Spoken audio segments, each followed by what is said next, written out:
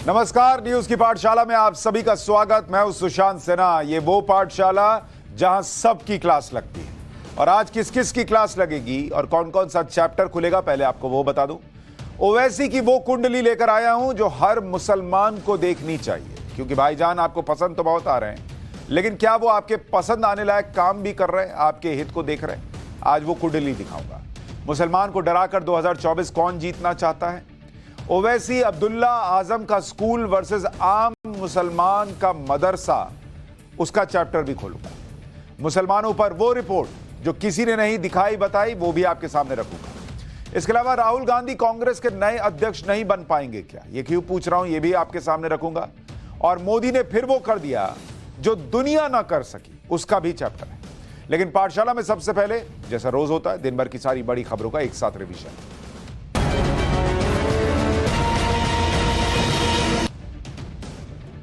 दिल्ली विधानसभा में केजरीवाल सरकार का विश्वास मत पास हो गया। विश्वास मत के पक्ष में 58 वोट पड़े। मुख्यमंत्री केजरीवाल ने दावा किया कि जब से मनीष सिसोदिया पर सीबीआई की रेड हुई है, तब से गुजरात में उनकी पार्टी का 4% वोट बढ़ गया है, और जब सिसोदिया गिरफ्तार होंगे तो 6% ऑफ वोट बढ़ जाएगा। उधर बीजेपी ने कहा कि केजरीवाल लोगों को गुमराह करना बंद करें और शराब नीति पर सवालों का जवाब दें। दिल्ली में नाबालिग लड़की को गोली मारने के आरोपी अरमान अली को गिरफ्तार कर लिया गया है। 23 अगस्त को दिल्ली के संगम विहार में अरमान अली ने एक नाबालिग को इसलिए गोली मार दी थी क्योंकि उसने अरमान से दोस्ती करने से मना कर दिया था।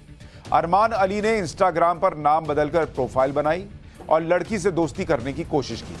अरमान अली पिछले 2 साल से लड़की से दोस्ती करने की कोशिश में लगा हुआ था। पिछले 5-6 महीने से लड़की ने अरमान से बात करना भी बंद कर दिया तो उसने उसे गोली मार दी। प्रधानमंत्री नरेंद्र मोदी 2 दिनों के दौरे पर आज केरल पहुंचे हैं। केरल में पीएम मोदी ने कोच्चि मेट्रो के दूसरे चरण की आधारशिला रखी, साथ ही साथ पहले चरण का शुभारंभ भी किया। पीएम मोदी ने कोच्चि में एक जनसभा को संबोधित किया और कहा कि देश के विकास में केरल की अहम भूमिका है। कोच्चि में पीएम मोदी आदि शंकराचार्य की जन्मस्थली भी पहुंचे और वहां पूजा अर्चना की। असम में बोंगाई गांव के जिस इलाके में 31 अगस्त को एक मदरसे पर बुलडोजर चला था, उस इलाके में धारा 144 लगा दी गई। बोंगाई गांव के इस इलाके में कोई तनाव न बढ़े और किसी तरह की हिंसा न हो, इसलिए पहले से तैयारी की गई। बोंगाई गांव में इस मदरसे को टेरर करेक्शन की वजह से गिराया गया था। मुख्यमंत्री हिमंता बिस्वा शर्मा ने सीधी वार्निंग दी है कि अगर किसी भी मदरसे में देश विरोधी गतिविधियां हुई तो उसे गिरा दिया जाएगा। बीजेपी पीएम मोदी के जन्मदिन यानी 17 सितंबर को सेवा पखवाड़ा के रूप में मनाएगी। 17 सितंबर को देश भर में रक्तदान शिविर लगाया जाएगा, जबकि 17 सितंबर से 2 अक्टूबर के बीच देश में अलग अलग कार्यक्रम का आयोजन किया जाएगा, जिसमें मोदी सरकार की कल्याणकारी योजनाओं को लोगों तक पहुंचाया जाएगा। इस दौरान पीएम मोदी पर लिखी गई किताब मोदी एट 20, इस किताब का प्रचार होगा। झारखंड में हेमंत सोरेन की कुर्सी पर सस्पेंस के बीच आज जेएमएम और कांग्रेस नेताओं का एक दल राज्यपाल से मिला। मुलाकात के दौरान इन नेताओं ने राज्यपाल से इस बात पर एतराज जताया कि राजभवन की तरफ से चुनाव आयोग की सिफारिश के लीक होने से वो हैरान है। इन नेताओं ने राज्यपाल से जल्द स्थिति साफ करने के लिए कहा, जिस पर राज्यपाल ने यह माना कि उन्हें चुनाव आयोग की सिफारिश मिली है और वो कुछ बिंदुओं पर विशेषज्ञों से राय ले रहे हैं। जल्दी ही राजभवन इस पूरे मसले को लेकर अपनी स्थिति स्पष्ट करेगा। सरकार ने अंडरवर्ल्ड डॉन दाऊद इब्राहिम पर शिकंजा कसना शुरू कर दिया। मुंबई बम धमाके के आरोपी दाऊद इब्राहिम पर एनआईए ने 25 लाख का इनाम घोषित किया है, जबकि छोटा शकील पर भी 20 लाख के इनाम की घोषणा की गई है। टाइगर मेमन, अनीस इब्राहिम, इन सब पर एनआईए ने 15-15 लाख का इनाम घोषित किया है। कॉमेडियन राजू श्रीवास्तव की सेहत एक बार फिर बिगड़ गई। राजू श्रीवास्तव को तेज बुखार आने के बाद फिर से वेंटिलेटर पर शिफ्ट किया गया है। हालांकि राजू की बॉडी में पहले की तुलना में ज्यादा मूवमेंट हो रही है। राजू श्रीवास्तव को 10 अगस्त को हार्ट अटैक आया था, जिसके बाद उन्हें दिल्ली के एम्स में भर्ती कराया गया था। इलाज के दौरान राजू की हालत में सुधार होने के बाद उन्हें वेंटिलेटर से हटा दिया गया था। माइक्रो ब्लॉगिंग साइट ट्विटर ने एडिट बटन की टेस्टिंग शुरू कर दी है। लंबे समय से ट्विटर यूजर एडिट बटन की मांग कर रहे थे। टेस्टिंग के बाद ट्वीट एडिट किए जा सकेंगे। अभी गलती से कोई ट्वीट होने के बाद उसे एडिट करने का कोई ऑप्शन ही नहीं होता, जिसके कारण यूजर्स को ट्वीट डिलीट करना पड़ता है। ट्विटर ने कहा है कि शुरुआत में यह फीचर सभी यूजर्स को नहीं मिलेगा, धीरे धीरे करके इसे सभी के लिए रोल आउट किया जाएगा। तो दिन भर की तमाम बड़ी खबरों के रिवीजन के बाद पाठशाला की पहली क्लास का वक्त है। असदुद्दीन ओवैसी को हर बात से दिक्कत होती है। बुलडोजर चलता है तो ओवैसी को कष्ट हो जाता है, दंगा करने वालों पर एक्शन होता है तो ओवैसी तड़प जाते हैं। ज्ञानवापी में सर्वे होता है तो ओवैसी को गुस्सा आ जाता है। आज उनकी एक कुंडली लेकर आया हूं, जरा उसका चैप्टर खोलते हैं।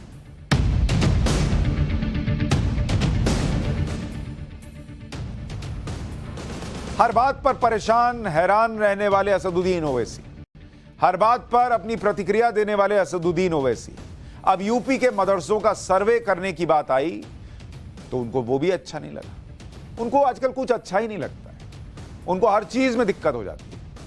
ओवैसी को मदरसों के सर्वे में छोटा एनआरसी दिख रहा है। अब ये पहले तो एनआरसी नहीं आई थी, फिर बड़ी एनआरसी और छोटी एनआरसी जैसी कोई चीज बना दी गई है, तो मदरसे का सर्वे होगा मतलब छोटा एनआरसी हो जाएगा। जबकि यूपी सरकार ने उन मदरसों का सर्वे करने के लिए कहा है जो अनरिकॉग्नाइज्ड है, यानी गैर मान्यता प्राप्त है।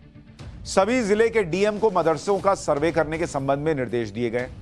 5 अक्टूबर तक सभी गैर मान्यता प्राप्त मदरसों का सर्वे पूरा करने का निर्देश दिया गया।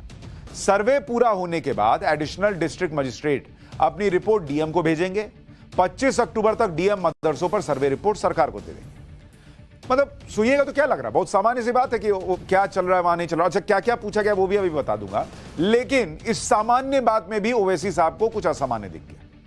उनको इसमें भी सियासत करनी है। सिर्फ मदरसों का ही सर्वे क्यों हो रहा है पूछ रहे, दूसरे शिक्षा संस्थानों का सर्वे क्यों नहीं हो रहा है? अरे भाई, जब मुसलमान को किसी राज्य में इमाम को आप कहते हो कि हम उनको भत्ता देंगे, तब तो नहीं कहते हो कि इमाम को ही क्यों भत्ता दे रहे हो, पंडित को भी दो।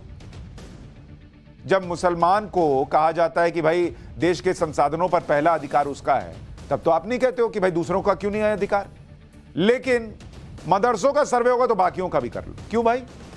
सिर्फ एक समुदाय के उन मदरसों का सर्वे क्यों जो सरकार से पैसे भी नहीं लेते? अच्छा, आप सरकार से पैसे लेंगे तभी आपका सर्वे होगा, नहीं तो नहीं होगा। इस सर्वे से मदरसों को टारगेट किया जा रहा है। देश के मुसलमानों को बदनाम करने के लिए सर्वे हो रहा है। मुसलमानों के पिछड़ेपन की वजह मदरसे नहीं, बीजेपी और आरएसएस की गलत सोच है। तो मुसलमान बीजेपी और आरएसएस की वजह से पिछड़ा हुआ है। 75 साल से इनके हिसाब से बीजेपी और आरएसएस सरकार चला रहे थे और इसीलिए मुसलमान पिछड़ा हुआ है। वरना कांग्रेस, समाजवादी पार्टी, आरजेडी, ममता बनर्जी की पार्टी, तमाम दूसरे लोगों ने मुसलमान को सीधा टॉप पे पहुंचा दिया था। और आरएसएस, बीजेपी मुसलमान को खींच के नीचे ले आए, वरना वो 7वें आसमान पे था मुसलमान इस देश का। ये ओवैसी साहब बताना चाह रहे हैं।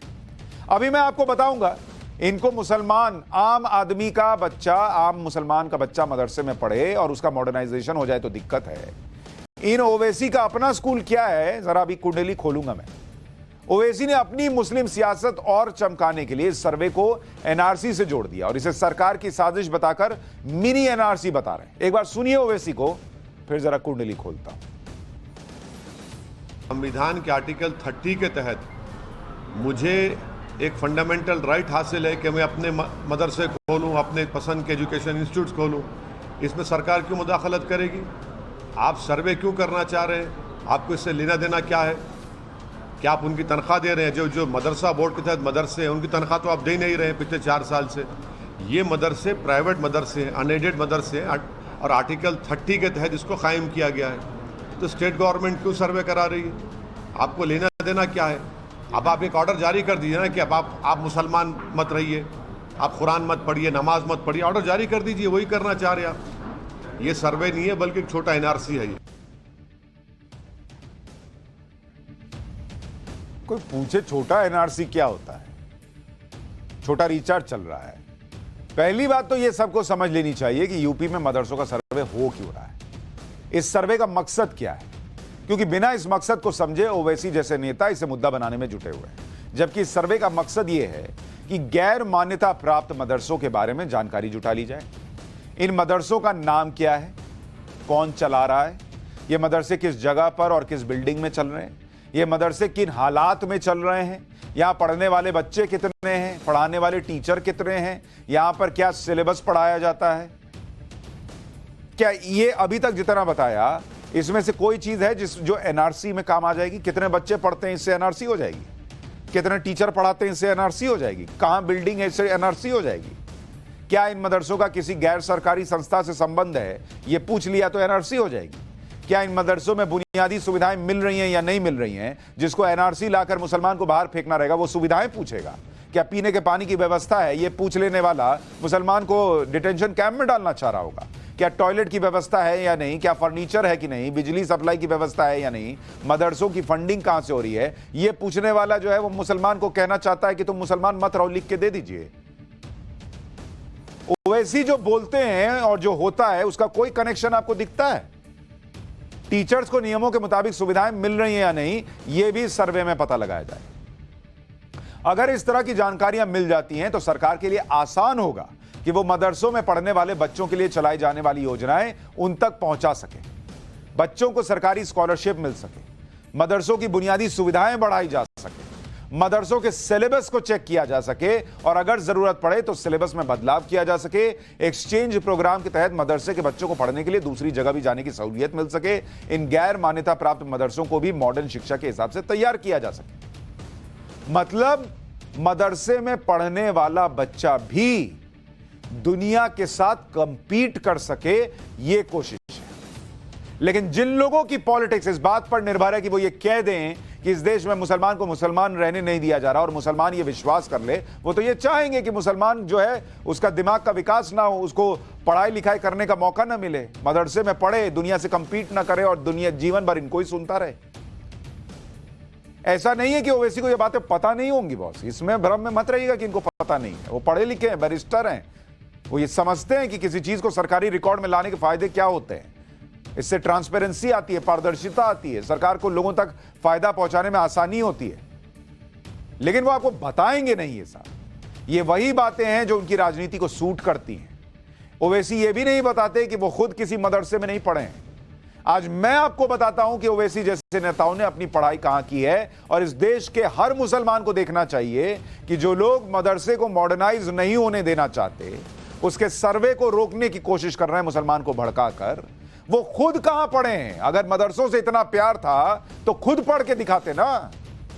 ओवैसी खुद कहां से पढ़े, आज सुनिए।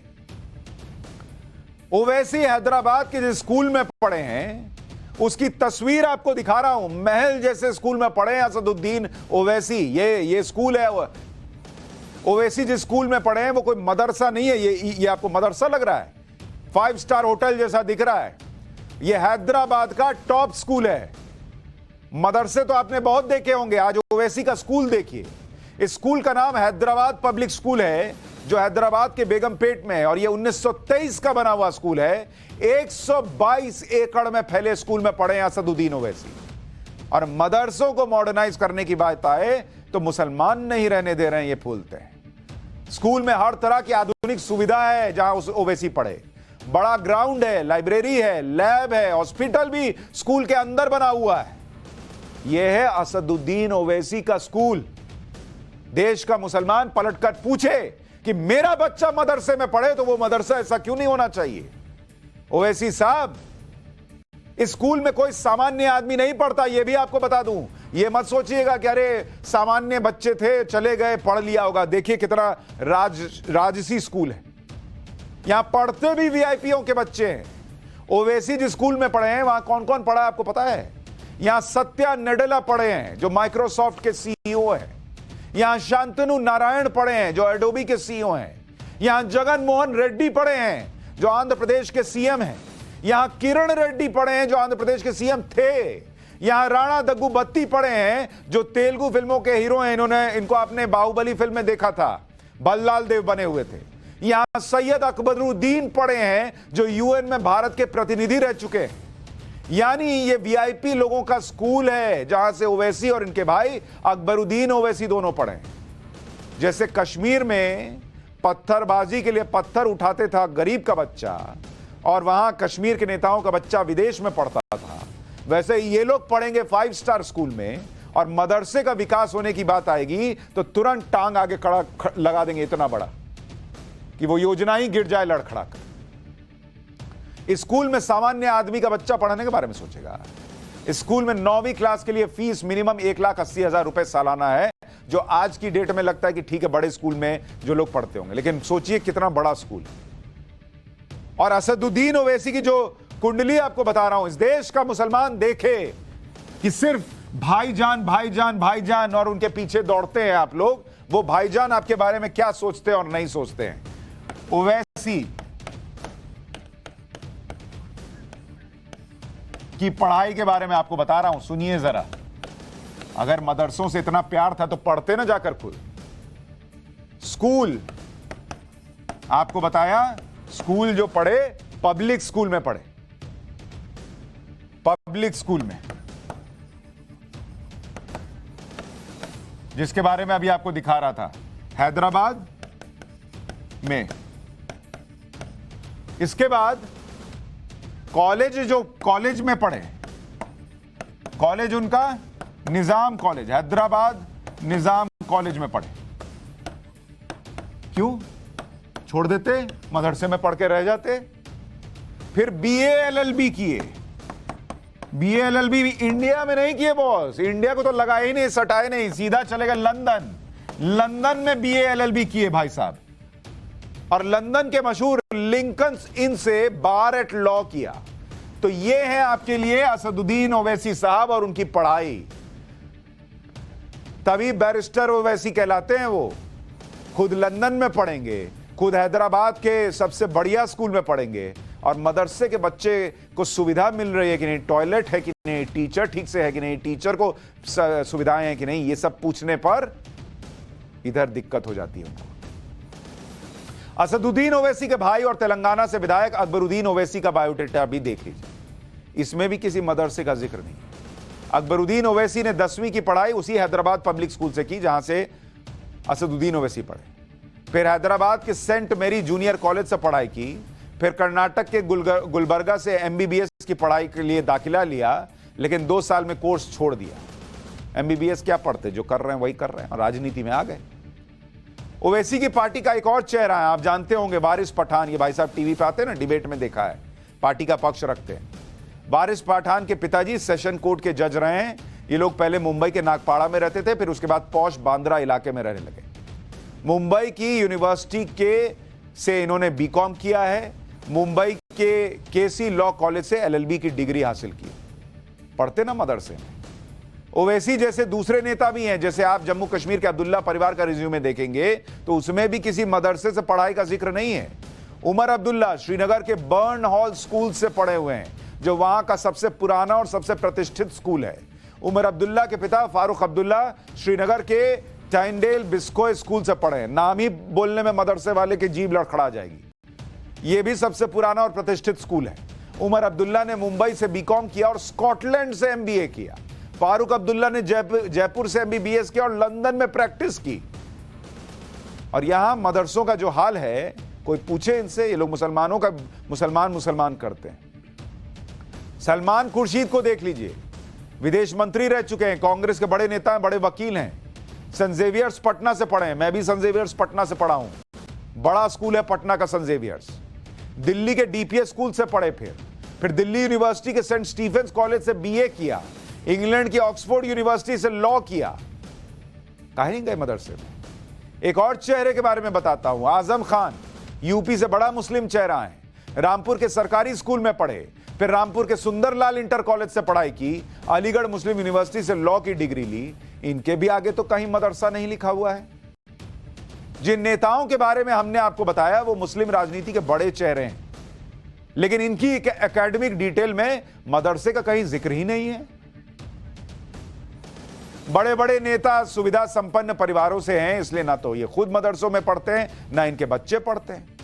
और ओवैसी साहब को सुन लीजिएगा तो ऐसा लगता है कि सबको अपना बच्चा मदरसे में ही भेज देना चाहिए, लेकिन जब मदरसों को आधुनिक जरूरत के हिसाब से अपडेट करने की बात आती है तो ओवैसी जैसे नेता इस पर राजनीति करने लगते हैं। ओवैसी जिस फैसले का विरोध कर रहे हैं वो यूपी में लाखों मुस्लिम बच्चों का भविष्य बदल सकता है।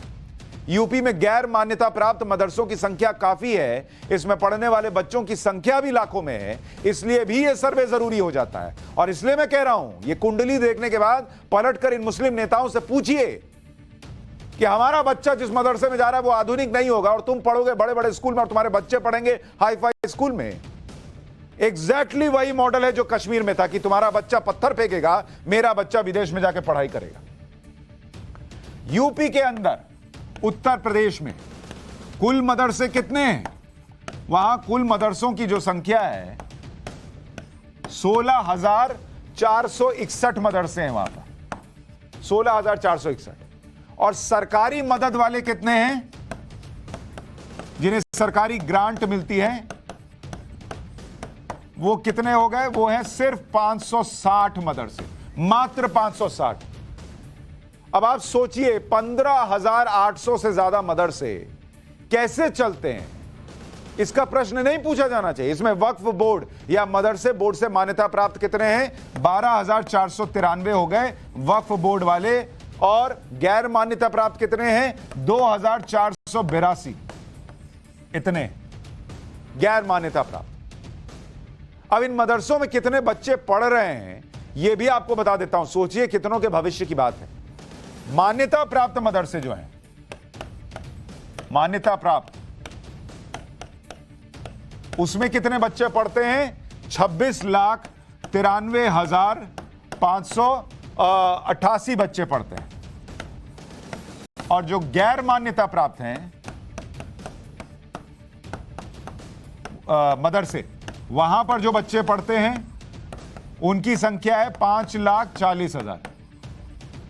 अब आप बताइए, ये 5 लाख 5.5 लाख बच्चे, अगर इनको अच्छी सुविधा मिल जाए तो क्या किसी को बुरा लगना चाहिए?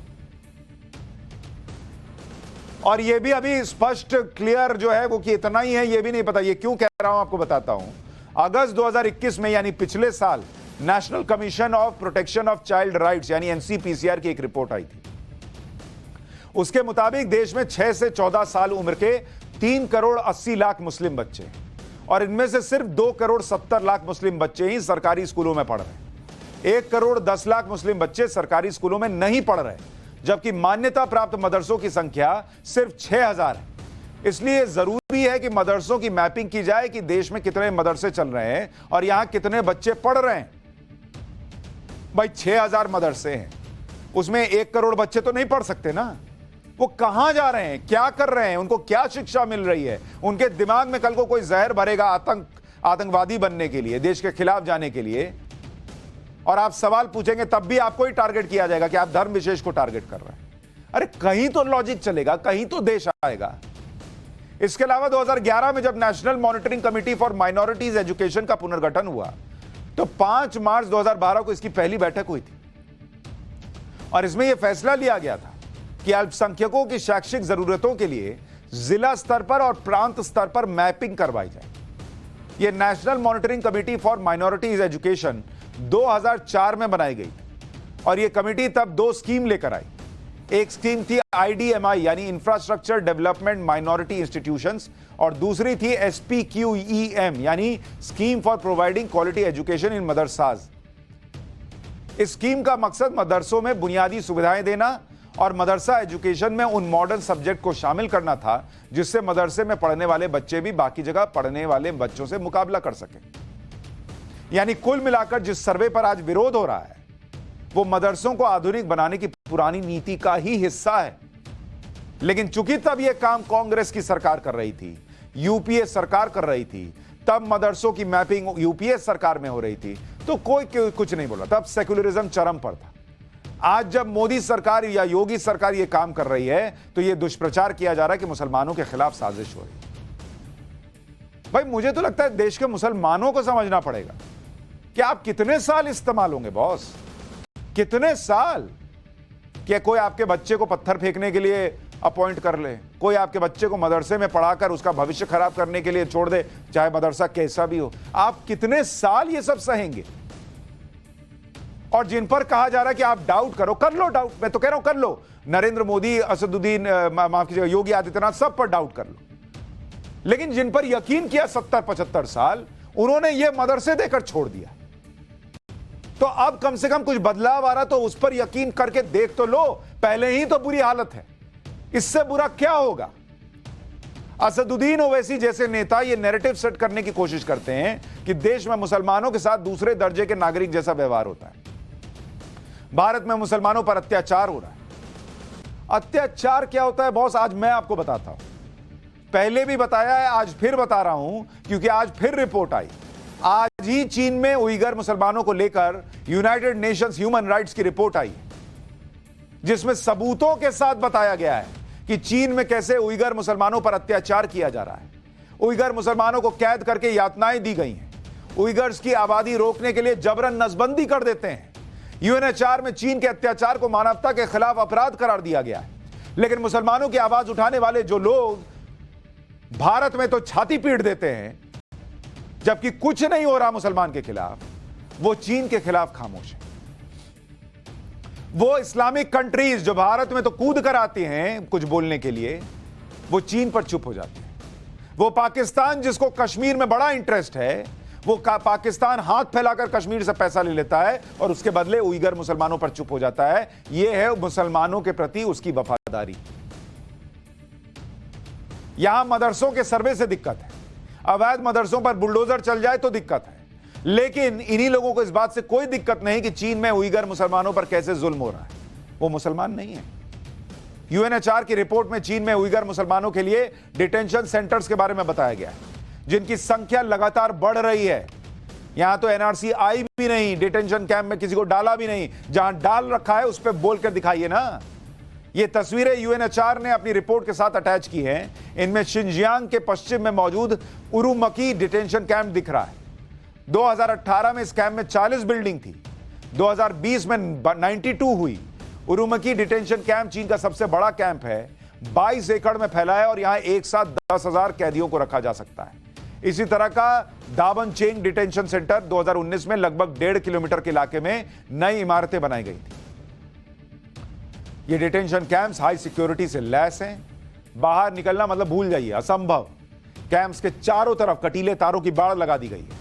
निकल के दिखाइए। इसके अलावा खतरनाक गार्ड्स आधुनिक हथियारों के साथ निगरानी करते हैं। शिनजियांग में रहने वाले उइगर समुदाय के लोगों को चीन हमेशा से शक की नजर से देखता रहा है और उन पर कई तरह के प्रतिबंध भी लगाता रहा है। लेकिन 2009 में शिनजियांग में हुई दंगों के बाद उइगर मुसलमानों के प्रति चीन का क्रूर रवैया सामने आया। यूएनएचआर की रिपोर्ट के मुताबिक चीन का कहना है कि 1990 के बाद से शिनजियांग में कई आतंकवादी अलगाववादी हमला कर रहे हैं। अलगाववादियों के कारण 2009 में शिनजियांग के उरुमकी इलाके में दंगे हुए थे। दंगे से निपटने के लिए चीन ने सख्त रणनीति अपनाई। लाखों उइगर मुसलमानों को चीन ने कैद कर लिया। मतलब टेररिज्म से लड़ने के नाम पर लाखों मुसलमानों को डिटेंशन कैंप में डाल दिया। और यहां असम में टेरर लिंक मिलने पर मदरसा गिरा दिए तो लोग छाती पीट रहे हैं कि देखो मुसलमानों के साथ क्या कर रहे। क्या किया मुसलमान के साथ? बिल्डिंग गिरी है बॉस। और वहां मुसलमानों के साथ जो हो रहा है, हाड़ मांस के इंसान के साथ, वो नहीं दिखता आपको? उसको कहते हैं अत्याचार। 2014 में चीन के उइगर मुसलमानों के खिलाफ स्ट्राइक हार्ड कैंपेन लॉन्च हुआ। उइगर मुसलमानों का किसी धार्मिक संस्था से लिंक होने पर गिरफ्तार कर लिया जाता था। 2014 से 2016 के बीच 12,995 लोगों को गिरफ्तार किया गया। 30,000 से ज्यादा उइगरों को धार्मिक गतिविधियों के कारण सजा दी गई। उइगरों की धार्मिक किताब की लगभग 3.5 लाख कॉपी जब्त कर ली गई। तब तो चू नहीं निकला मुंह से। और भारत में लीज पर ली हुई जमीन में गणेश चतुर्थी नहीं होने देंगे। यह भी कोर्ट में जाकर हिंदू को लड़ना पड़े तो भी मुसलमान खतरे में। चीन कैसे उइगर मुसलमानों की आबादी को कंट्रोल कर रहा है, इसके बारे में भी आपको रिपोर्ट में बताया गया है। 1953 में शिनजियांग में उइगर मुसलमानों की संख्या कुल आबादी की 75% थी। 53 में शिनजियांग में हान चाइनीज लोगों की आबादी 7% थी। 2020 में शिनजियांग में उइगर आबादी घटकर 45% रह गई है, जबकि हान चाइनीज लोगों की आबादी बढ़कर 42% हो गई। आज शिनजियांग की लगभग 2.5 करोड़ आबादी में 12 करोड़ माफ कीजिएगा, काफी बड़ी संख्या में उइगर मुस्लिम बच्चे हैं। और जो उइगर शिनजियांग में बचे हैं उनमें से भी लाखों को डिटेंशन कैंप्स में कैद किया गया, जहां उनके साथ जानवरों जैसा बर्ताव किया जाता है। चीन में उइगर लोगों की आबादी कंट्रोल करने और उनको कैद करने के साथ साथ उइगरों की कल्चरल पहचान को भी मिटाने की कोशिश की जा रही है। क्रूरता देखिए आप, उइगरों की धार्मिक इमारतों को गिराया जा रहा है। यह तस्वीरें यूएनएचआर की रिपोर्ट के साथ पब्लिश की गई है। इसमें दिख रहा है कि दक्षिणी शिनजियांग में इमाम असीम की दरगाह को कैसे गिराया गया। यह जगह उइगर मुसलमानों के लिए बहुत पवित्र थी। यहां इमाम असीम का मकबरा, एक बड़ी मस्जिद और कई छोटी मस्जिदें थीं। 2017 से 2020 के बीच इस जगह पर बनी हर इमारत को गिरा दिया गया। और यहां राम मंदिर भी कोर्ट में लड़ाई लड़कर बनता है। यहां ज्ञानवापी में मंदिर के तमाम सबूत मिलने के बाद भी कोर्ट में लड़ाई चल रही है। और यहां आप तेलंगाना में मस्जिद गिरा दीजिए तो ओवैसी को दिक्कत नहीं आती, क्योंकि सीएम अपने दोस्त हैं। दूसरी जगह मस्जिद शहीद नहीं होने देंगे का नारा लगा।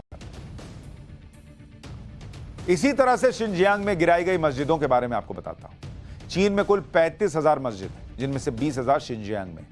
2017 में शिनजियांग में लगभग 16,000 मस्जिदें गिराई गई। धार्मिक किताबों की लाखों कॉपी जब्त की गई। मुसलमानों के सार्वजनिक नमाज पढ़ने पर रोक लगा दी गई। मुसलमान को लंबी दाढ़ी रखने से का अधिकार ही नहीं दिया गया। लाखों उइगर बच्चों को जबरन बोर्डिंग स्कूल भेज दिया गया, जहां बच्चों को चाइनीज संस्कृति के बारे में बताया जाता है। धार्मिक किताब रखना, फोन पर धार्मिक संदेश भेजने पर जेल हो जाती है। जेल हो जाती है बॉस। यहां आप सरतन से जुदा का नारा लगाकर घूम रहे हैं, वहां मैसेज भेज दीजिएगा धार्मिक तो जेल में जाना पड़ता है। और फिर भी भारत में मुसलमान खतरे में बताया जाता है। असदुद्दीन ओवैसी जैसे लोगों को आंख में आंख डालकर बोलना सीखिए कि सारे जहां से अच्छा हिंदुस्तान हमारा ऐसे ही नहीं है। मुसलमान को जितना सम्मान, जितना प्यार, जितना सब कुछ यहां मिल रहा है, एक बार चीन की तरफ देखकर समझिएगा, तब समझ में आएगा कि कितनी बेहतर और अच्छी स्थिति। पाठशाला में अब कांग्रेस के नए अध्यक्ष के चुनाव का चैप्टर, जिसमें आपको बताऊंगा कि क्यों कांग्रेस के लोग ही कांग्रेस अध्यक्ष को चुनने वाले सिस्टम पर सवाल उठा रहे हैं।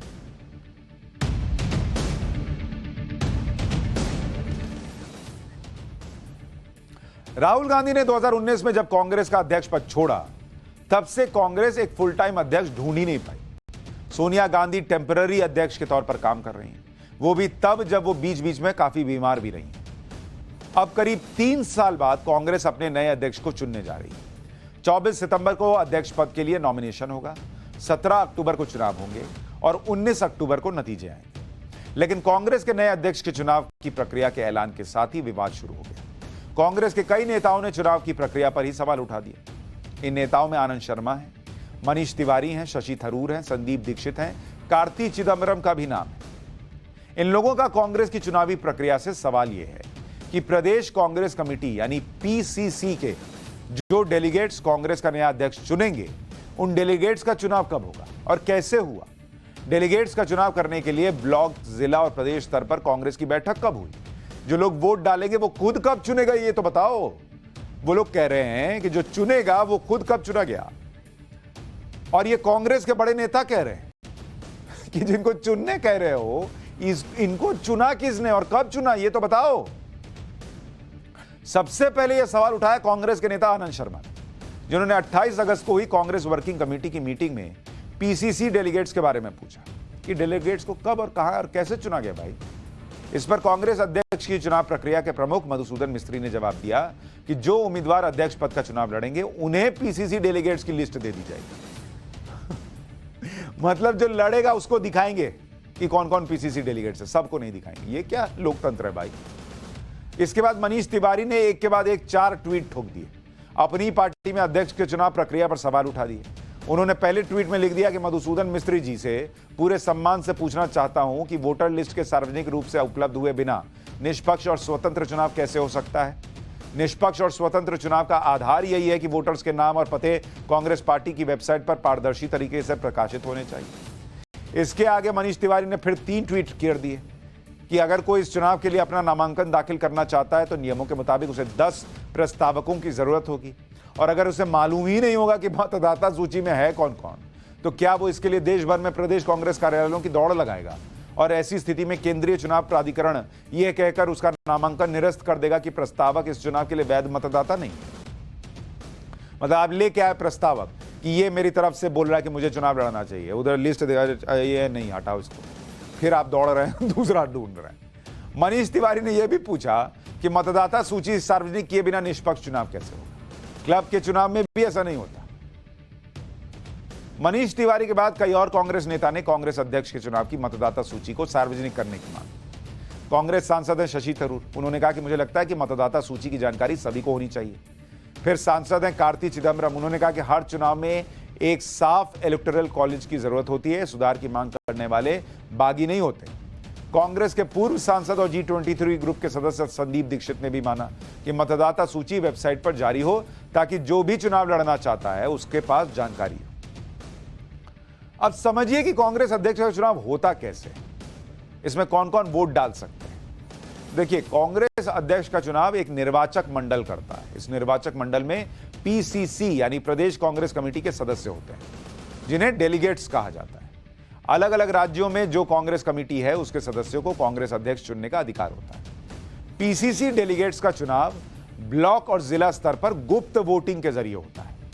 मौजूदा समय में देश में 28 प्रदेश कांग्रेस कमेटी और 8 केंद्र शासित प्रदेश कांग्रेस कमेटी है, जिसमें करीब 9 से 10,000 पीसीसी डेलीगेट्स हैं। चुनाव के दिन पीसीसी के सदस्य गुप्त मतदान करते हैं। यह वोटिंग वरीयता क्रम में की जाती है, जिसे पहली वरीयता में 50% से ज्यादा वोट मिलता है वो कांग्रेस का अध्यक्ष चुना जाता है।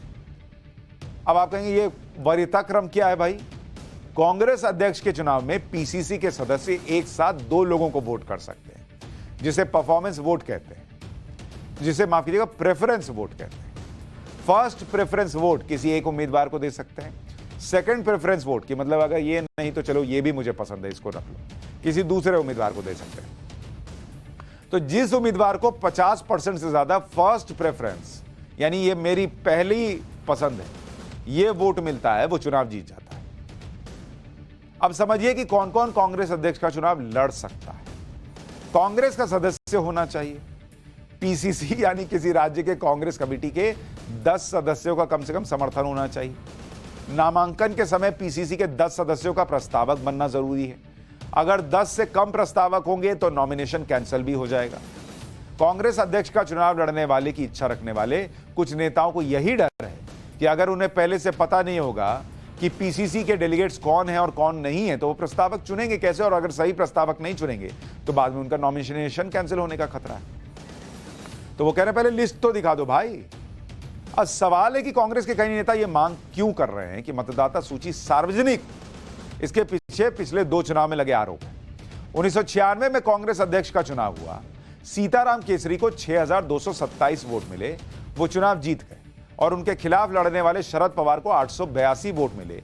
राजेश पायलट को 353 वोट मिले। चुनाव के बाद आरोप लगा कि मतदाता सूची सही नहीं थी, जिसकी वजह से अध्यक्ष चुनाव में धांधली हुई। इसी तरह साल 2001 में भी कांग्रेस अध्यक्ष का चुनाव हुआ। सोनिया गांधी को 7,448 वोट मिले। जितेंद्र प्रसाद को 94 वोट मिले। इस चुनाव में जितेंद्र प्रसाद के समर्थकों ने आरोप लगाया कि मतदाता सूची में गड़बड़ी की गई, इसलिए जितेंद्र प्रसाद की हार हो गई।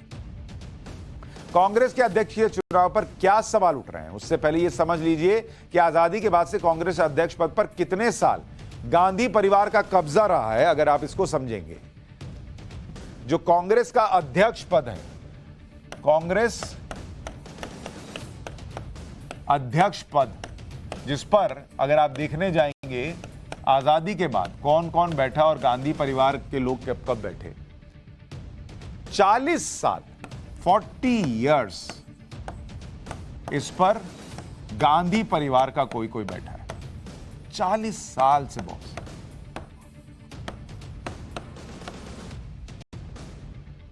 इनमें जवाहरलाल नेहरू जी, वो 4 साल अध्यक्ष रहे। इंदिरा जी जो हैं वो 6 साल रहीं। राजीव जी 6 साल रहे, 6 साल। सोनिया गांधी जो हैं उन्होंने रिकॉर्ड तोड़ 22 साल अध्यक्षता की है, और राहुल जी जो हैं वो 2 साल रहे। तो अगर आप इस सब को मिला दीजिएगा, 22 2 24, 36 36 4 40, 40 साल से गांधी परिवार का व्यक्ति अध्यक्ष पद पर रहा है, और 35 साल गैर गांधी परिवार अध्यक्ष रहा है। अब जब से सोनिया गांधी कांग्रेस की अध्यक्षा बनी, यानी 1998 से अब तक कांग्रेस के कितने अध्यक्ष रहे और बीजेपी के कितने अध्यक्ष रहे, इसके आंकड़े देख लीजिए। 1998 से 2017 तक अगर आप इसको कंपेयर कीजिए, कांग्रेस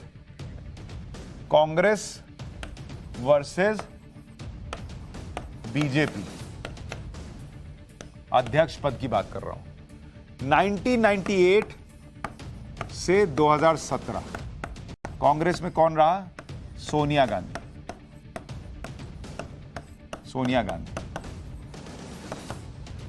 और 17 से 19 तक, 2017 से 19 तक राहुल जी,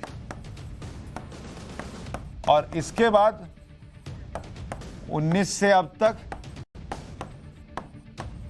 फिर सोनिया जी। अब जरा बीजेपी का आपको दिखाता हूं। अब इसमें अगर आप देखिएगा, इस 24 साल में 9 पार्टी अध्यक्ष रहे हैं। ये आपको बता रहा हूं, 9 अध्यक्ष, वहां 2 अध्यक्ष, और दोनों एक ही परिवार से। अब इनके अध्यक्ष देखिए, कुशाभाऊ ठाकरे, ये अध्यक्ष रहे आपको साल 1998 से 2000 तक। उसके बाद 2000 से 2001 तक बंगारू लक्ष्मण, ये अध्यक्ष रहे। इसके बाद 2001 से 2002 तक जैना कृष्णमूर्ति, इनको अध्यक्ष पद की जिम्मेदारी मिली। 2002 से 2004 तक वेंकैया नायडू रहे। फिर इसके बाद आडवाणी जी रहे, फिर राजनाथ जी रहे, फिर नितिन गडकरी रहे। फिर इसके बाद राजनाथ जी जो है, अब कहां लिखो, जगह इतने लोग बन गए कि जगह कम पड़ गई। राजनाथ जी दोबारा यहां पर आए, उसके बाद अमित शाह बने, और उसके बाद जेपी नड्डा बन गए, और फिर चुनाव जो है वहां होने वाला है। तो ये है। अब कुछ लोग को लग रहा है कि अगर ये वोटर लिस्ट जारी कर दी गई कांग्रेस के चुनाव में, तो हो सकता है राहुल गांधी अध्यक्ष ना बन पाए। ये भी डर हो रहा होगा, कह नहीं सकते, देखेंगे। पाठशाला में अब इंडियन इकोनॉमी की बढ़ती रफ्तार का चैप्टर, जिसमें बताऊंगा कि कैसे भारत की अर्थव्यवस्था कोरोना काल के पहले से भी बेहतर हो गई।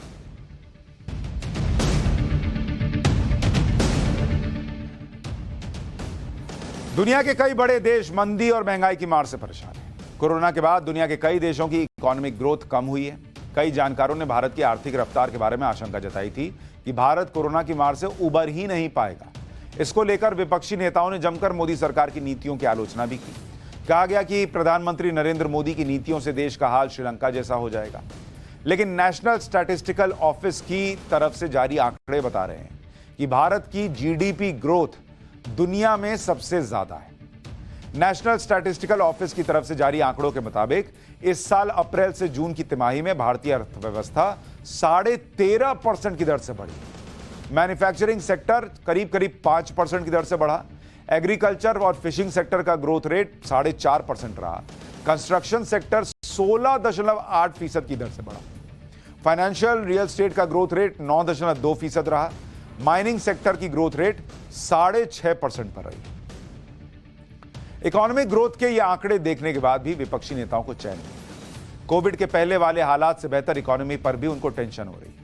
कांग्रेस नेता सुप्रिया श्रीनेत कह रही हैं कि कोविड से पहले वाले लेवल में पहुंचने में 3 साल लग गए। ये चिंता की बात है, एक बार उनको सुन लीजिए। हमारी जीडीपी टोटल 36.85 लाख करोड़ की, 36.85 लाख करोड़ की है। अब यहां पर बताना जरूरी है कि 2019-20 आज से 3 साल पहले हमारी जीडीपी 35 लगभग 35.5 लाख करोड़ की थी। 35.5 लाख करोड़। 3 साल में और क्या हुआ? 3 साल में 2020-21 में और 2021-22 में ग्रोथ तो छोड़ दीजिए, जीडीपी का जो साइज होता है वो भी घट गया। तो इसका क्या मतलब हुआ?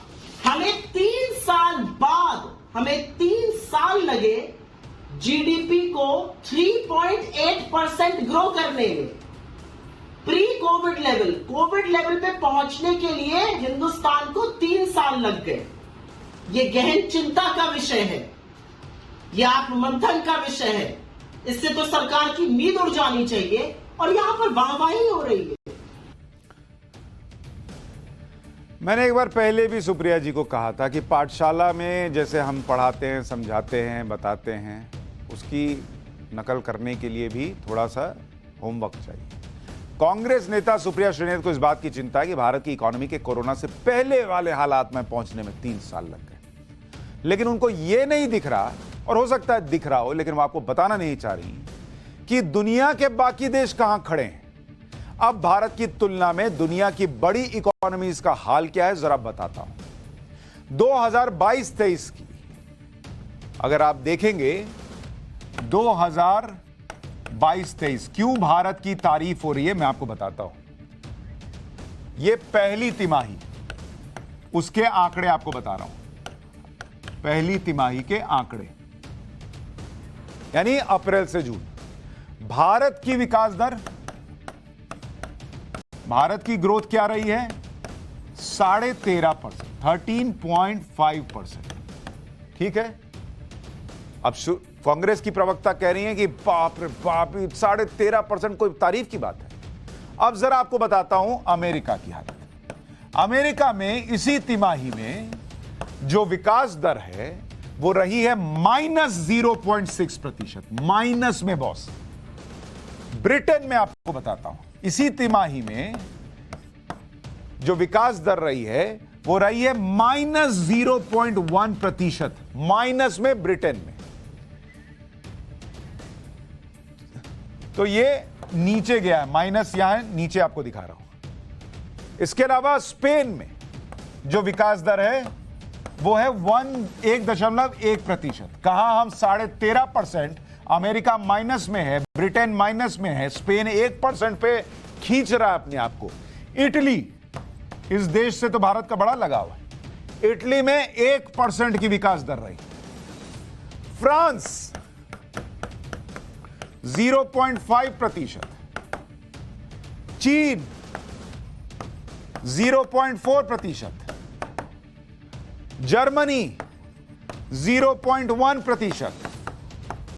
यह है दुनिया के बड़े बड़े देश, बड़ी बड़ी अर्थव्यवस्थाओं का हाल, जो कोरोना के संकट काल के बाद पैर घसीट कर आगे बढ़ रहे हैं। और भारत दौड़ रहा है तो कांग्रेस पार्टी की प्रवक्ता को पसंद नहीं आ रहा, पसंद नहीं आ रहा। वो कह रही है कि प्री कोविड काल में पहुंचने में 3 साल लग गए।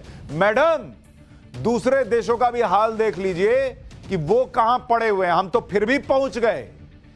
रूस यूक्रेन का युद्ध भी आ गया, फिर भी पहुंच गए, और अभी और आगे जाएंगे रॉकेट की तरह। लेकिन दूसरों का हाल देख लीजिए। भारत की इकोनॉमी दुनिया में सबसे तेजी से बढ़ रही है। दूसरी तरफ अमेरिका और ब्रिटेन की अर्थव्यवस्था में लगातार गिरावट आ रही है। अमेरिका में तो मंदी आने की बातें चल रही हैं। दुनिया के बड़े देश आर्थिक रफ्तार कम होने से परेशान हैं। कई देश अभी तक कोविड की मार से उबर नहीं पाए हैं, जबकि तेजी से बढ़ती इंडियन इकोनॉमी अब कोविड से पहले वाले हालात से भी बेहतर स्थिति में पहुंच चुकी है। अप्रैल से जून 2019 में भारत की जीडीपी 35.48 लाख करोड़ रुपए। कोरोना के बाद 2020 में जीडीपी गिरकर 27 लाख करोड़ के आसपास आ गई। 2021 में इकोनॉमी में सुधार आया और हम 32 लाख करोड़ तक पहुंच गए। और इस साल अप्रैल से जून में जीडीपी 36,85,000 करोड़ रुपए तक आ गई, यानी कोरोना संकट काल के पहले से भी बेहतर स्थिति। अपने आप से पूछिए, क्या ये वो दौर नहीं था जब लोग कह रहे थे कि अरे नरेंद्र मोदी ने लोगों की जिंदगी बचाने के लिए जब वो लॉकडाउन लगाया था तो अर्थव्यवस्था को गर्त में डाल दिया, अब तो हम उबर ही नहीं पाएंगे। अब उबर गए, ऊपर आ गए। 3 साल क्यों लिए जी? 1 साल में आ जाना था, 1.5 साल में आ जाना था। चैन एक पल नहीं और कोई हल नहीं। भारत की इकोनॉमी तेजी से बढ़ रही है, लेकिन विपक्ष को मोदी विरोध का रोग लगा हुआ है, जिसके कारण कोई भी अच्छी बात हो वो विरोध करने लग जाते हैं। विपक्षी दलों ने यह भी आरोप लगाया था कि भारत भी मंदी का शिकार होने वाला है, लेकिन इसी जुलाई में ब्लूमबर्ग की रिपोर्ट ने भारत में मंदी आने की आशंकाओं को खत्म कर दिया। ब्लूमबर्ग ने दुनिया के कई इकोनॉमिस्ट से एक सर्वे कराया, जिसकी रिपोर्ट के मुताबिक भारत में मंदी आने की आशंका 0% है। यानी भारत की अर्थव्यवस्था इतनी मजबूत है कि ग्लोबल मंदी का कोई असर नहीं होगा। इसी रिपोर्ट के मुताबिक श्रीलंका में मंदी आने की आशंका 85%, अमेरिका में 40%, न्यूजीलैंड में 33%, दक्षिण कोरिया में 25% और जापान में 25% है। इवन चीन में 40% मंदी आने की आशंका है। ऑस्ट्रेलिया में 20%, पाकिस्तान में 20%, मलेशिया में 13% और थाईलैंड में मंदी आने की 10% आशंका है। भारत इकलौता देश जहां 0% चांस है कि मंदी आई। विपक्षी नेताओं का दुनिया के आर्थिक हालात देखने के लिए बहुत दूर जाने की जरूरत नहीं। चीन का हाल देख लीजिए बॉस। अप्रैल से जून के बीच चीन की अर्थव्यवस्था में 2.6% की गिरावट दर्ज की गई। चीन की आर्थिक वृद्धि दर भी पिछले साल के 4.8% के मुकाबले गिरकर 0.4% रह गई। चीन की ग्रोथ रेट 2.5% रह गई है, जो 3 दशकों में सबसे कम। 2022 के शुरुआती 6 महीनों में चीन में 4 लाख से ज्यादा कंपनियां बंद हो चुकी हैं। 31 लाख छोटे बड़े उद्योग कारोबार बंद हो चुके हैं। 1,70,00,000 छात्र ग्रेजुएट हुए हैं। इनके सामने रोजगार का संकट है। 80 लाख युवा बेरोजगार हैं। 4,000 बैंक बंद होने की कगार पर हैं। 1990 के बाद रियल एस्टेट में सबसे बड़ी मंदी चल रही है चीन में। लेकिन विपक्ष को यह नहीं दिखेगा, उनको नहीं दिखेगा। आप पाठशाला में आइए, देखिए और देश पर गर्व कीजिए। देश को आगे बढ़ाने में अपना योगदान दीजिए। रसातल में जो सोच का रसातल होता है उसमें जाने की बजाय देश के लिए अच्छा सोचकर देश को और खुद को ऊपर ले जाने में योगदान दीजिए। पाठशाला में अब वीडियो ब्रेकिंग का चैप्टर। मुंबई में एमएनएस नेता विनोद अर्गिले ने सरेआम इस बुजुर्ग महिला को थप्पड़ जड़ दिया। थप्पड़ मारने के बाद एमएनएस के इस गुंडे नेता ने महिला को जमीन पर जोर से धक्का देकर गिरा दिया। पास खड़े कुछ लोगों ने महिला को संभालने की कोशिश की, लेकिन तभी इस गुंडे ने एक बार फिर से महिला का हाथ पकड़कर धक्का देने की कोशिश की। फिर भी मन नहीं भरा तो दोबारा धक्का देकर जमीन पर गिरा दिया। एमएनएस नेता की गुंडागर्दी की ये तस्वीर मुंबा देवी इलाके की है। बुजुर्ग पीड़ित महिला का नाम प्रकाश देवी है, जिसके साथ एमएनएस के पदाधिकारियों ने मारपीट की और गाली गलौज की। पता चला कि प्रकाश देवी की इस इलाके में एक मेडिकल शॉप है, जिसके सामने एमएनएस के पदाधिकारी विनोद अर्गिले और उसके साथियों ने विज्ञापन के लिए लकड़ी के खंभे लगाए थे। प्रकाश देवी ने इसका विरोध किया तो एमएनएस कार्यकर्ता उनके साथ मारपीट करने लगे। वीडियो में महाराष्ट्र नवनिर्माण सेना की मुंबा देवी के ऊपर विभाग प्रमुख विनोद अर्गिले पीड़ित महिला को थप्पड़ मारते हुए साफ नजर आ रहे हैं। वीडियो वायरल होने के बाद अब पुलिस की ओर से कार्रवाई की जा रही है।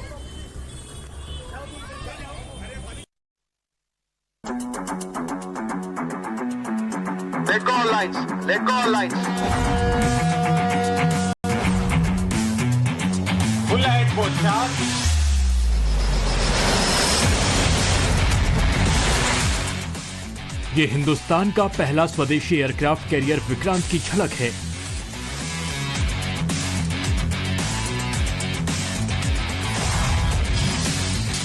भारतीय नौसेना ने अपने सोशल मीडिया हैंडल पर 1 मिनट 1 सेकंड का वीडियो जारी कर विक्रांत की ताकत की नुमाइश पूरी दुनिया के सामने की है।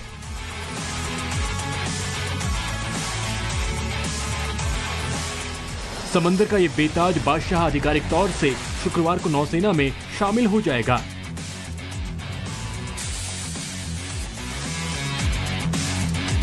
कोचिन शिपयार्ड में 20,000 करोड़ रुपए की लागत से बनी आईएनएस विक्रांत को प्रधानमंत्री नरेंद्र मोदी राष्ट्र को समर्पित करेंगे। स्विमिंग पूल का ये वीडियो देखिए और बैकग्राउंड में आ रही चीखों को ध्यान से सुनिए, क्योंकि यहाँ कुछ ऐसा हो रहा है जिसने पूरे स्पेन को हैरान कर दिया। असल में ये स्पेन के कैटोलिना में आए भीषण तूफान की भयानक तस्वीरें हैं। यहाँ भयंकर ओले गिरे। साइज में काफी बड़े ओले गिरते देख स्पेन का हर नागरिक चौंक गया। यहाँ तूफान के कारण कई घरों की छतें टूट गई, खिड़कियों के शीशे चटक गए, बिजली के तार टूट गए और जानकारी ये भी है कि इस भीषण तूफान में 50 से ज्यादा लोग घायल हो गए। स्पेन के कैटोलिना में ये तूफान गिरोना इलाके में आया था। मंगलवार की शाम करीब 10 मिनट तक इसकी तबाही देखी गई। कहा जा रहा है कि आसमान से बड़े बड़े ओले गिरने के कारण कई लोगों की हड्डियां तक टूट गई। कहा जा रहा है कि इस ओलावृष्टि में 20 महीने का एक बच्चा भी चपेट में आया और उसके सिर पर ओला गिरने से दर्दनाक मौत हो गई। कहा जा रहा है कि साल 2002 के बाद ये यहाँ हुई सबसे भीषण ओले की बारिश है। 20 साल के बाद स्पेन के लोगों ने ओले गिरने के कारण ऐसी तबाही देखी।